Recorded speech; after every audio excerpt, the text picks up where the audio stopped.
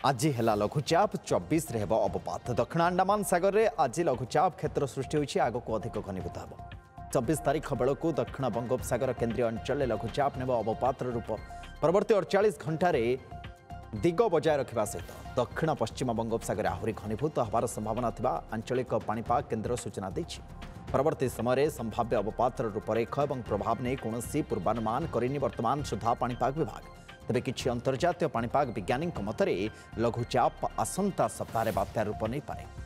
पूर्व भारत में प्रभाव पकाइबा पूर्व समुद्र में साइक्लोन हो पारे बोली अंतर्जातीय पाणीपाग वैज्ञानिक पूर्वानुमान एवं छनका भी बढ़ाई देछि। एपटे राज्य में आसंता 7 दिन पर्यंत पाग सुखिला रहिबो 27 पर वर्षा हो पारे। दक्षिण अंडमान सागर में गोटे लघुचाप सृष्टि होती जोटा कि आम ओडिशा कोस्ट बहुत दूर रही।